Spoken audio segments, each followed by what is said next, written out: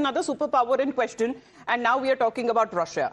Because Russia seems to have indirectly entered the war. And according to reports, it has been providing military intel to Iran. Now, this is now coming across as Russia or Moscow is now helping Tehran strike U.S. military. Russia, in fact, seems to be providing Iran with the information on the locations of American warships, the aircrafts and other assets in the region, according to what has now been said by certain intel sources.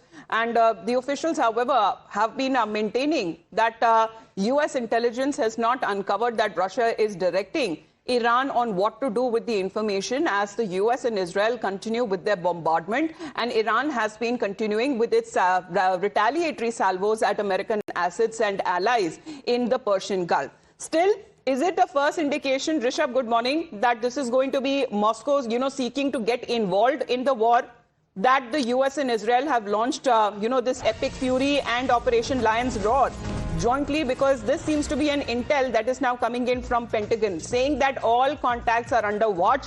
And this is a big statement coming in from the US Secretary of War, where Pete Hegseth says that US is tracking everything. Rishabh, does US know who is talking to whom? This is what has been the claim and a statement coming in from the US's side. Well, Amita, if we talk about this war, as Colonel Utkarsh was also pointing out, that this war is beyond what it was at the beginning.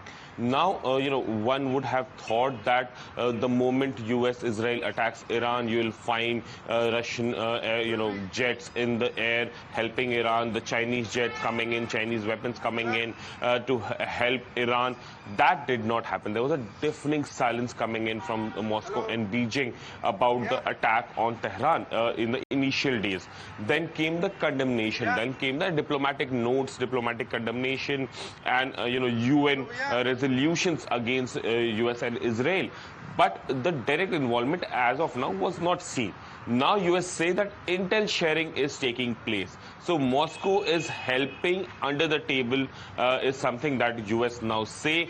But definitely, when it comes to surveillance, US would have put a net of surveillance around Iran. Any incoming and outgoing message would have been intercepted and deciphered by Washington as well. This is something that they would have prepared before getting into this war. And now that they're claiming that Moscow is helping Iran with the intel inputs and, is helping Iran to ensure and how to navigate, and US knows this, there could be high possibility that US actually knows what is being told to Iran and what Iran is telling the world, even if through, say, secret hotlines.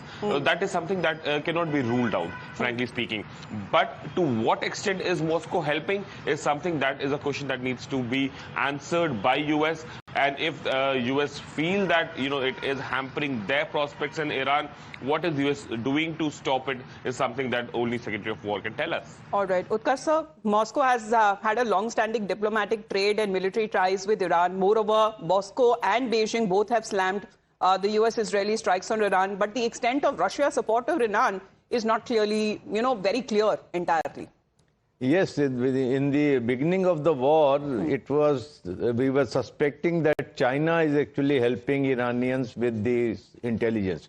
But Moscow has an axe to grind here, Amita. For all these 4 years in Russia-Ukraine war, US has been supplying intelligence to Ukraine, and which has actually damaged Moscow's reputation and infrastructure to a large extent.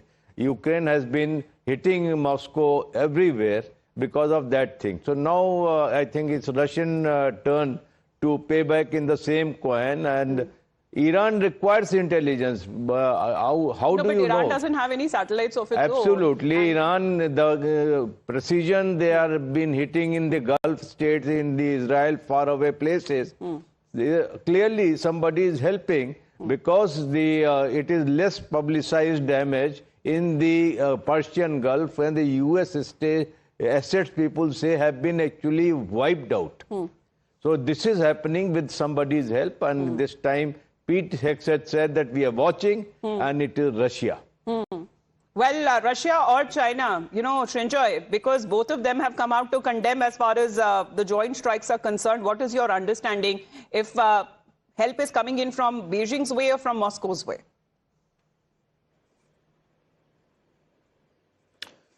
Moscow is what the Americans are saying. And let's not forget that for these last 2-3 years, Iran has been providing Russia with military equipment, particularly the kamikaze drones that are being used so effectively by both sides in the Ukraine-Russia war. Now, the war between Ukraine and Russia has gone on for 4 years, and in these 4 years, the drone has proved to be one of the most used weapons. And all these kamikaze drones that the Russians are using, many of them have come from Iran. So you would expect Russia to help Iran, at least with intelligence. And if the Americans are saying so, then the Americans clearly have an idea. And Pete Hegseth, the Defense Secretary, the War Department Secretary, is saying that we know where this is coming from, who is providing this intelligence. It's clearly the finger of suspicion is clearly towards Russia. So this is the American position, that Russia is providing military intelligence and serious intelligence to the Iranians. So would it mean so that, the Iranian strikes have bettered in a way? You know, the way that they have been striking as far as U.S. assets in the Gulf is also concerned, very precision and strategic strikes that have been carried out as far as U.S. assets and refineries that we are looking at. And even when it comes to civilian infrastructure, where U.S. embassies and consulates have also been hit. Now, as far as Russian oil waiver is now concerned, back home, it has now garnered a lot of controversy ever since the statement that came in from the U.S.'s side. Because after all, it seems that U.S. did need Russia. Now, U.S. seems to have doubled down on India's claim, where U.S. says that India had stopped sanctioned Russian oil and calling India as a responsible actor on Russian oil claims, saying that this is a temporary permission for India and only oil already at sea can be accepted. So this 30-day waiver, Akansha, that has been given, seems that there is another statement coming in on part of India in particular, what the U.S. has been saying. Absolutely. This right here is another statement that is coming from Scott Bessent. He's the Treasury Secretary. He said, once again, repeating what he said yesterday, the world is well supplied in oil thanks to the policy of American energy dominance. Our allies in India have been good actors and have previously stopped buying sanctioned Russian oil. Now, on this, in fact, a clarification has also come in from the Indian government. They have said that we have not stop buying the Russian oil. He has gone on to say, as we walk towards the gap of oil supply around the world, we have permitted them to accept Russian oil that is already on the water. This short-term measure will not provide significant financial benefit to the Russian government because it only authorizes transaction involving oil that is already stranded at the sea. Something that he said yesterday as well, again repeating that they have permitted India to accept Russian oil that is already on the water. Something back in India, the politics has erupted over this. Once again, that same statement. Because, Srinjoy, the terms, you know, permitted, allowed, that has raised certain eyebrows. But Scott Bessent is of the opinion that our allies in India have been good actors. What does it mean?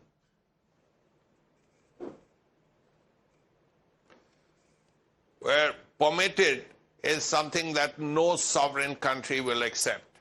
Because India has always made it clear that it has continued to buy Russian oil. Maybe less of it, but India has always decided where it was going to buy whatever it was going to buy. So that was the bottom line. Now, as far as Russian oil is concerned, a lot of it was bought by the private companies. Now, these private companies bought the Russian crude oil, refined it, and sold it to America. And at that point, the Americans said that when you refine Russian crude and sell it to America, we see it as Indian oil. Now that changed substantially a few months ago, which is what led to 50% tariff and all of that. But the point is that these purchases were from private sector firms in India, and when two Russian firms were sanctioned by the Americans, the private sector firms stopped buying substantial quantities of Russian oil. But the Indian government has made it very clear Yes. The Indian government has said, we will buy whatever we will buy, not just oil, but anything else from any country if it benefits us as a developing nation, and market dynamics are something that is a decision that has been taken by the Indian government on deciding from where and from whom to purchase crude oil, because this is now seems to be on part of US. This waiver that has been allowed for 30 days is a short-term temporary measure that will, however, according to them, will not provide any significant financial benefit to the Russian government, because it only authorizes sanctions or these transactions that involve oil that is already stranded at sea. So let's get you a better understanding to what government sources are now saying, because India seems to be well placed when it comes to oil and gas reserves, and maintains that India is not really had stopped buying Russian oil as the United States may have claimed earlier, because the purchases still continue. So what has now been said on oil purchases,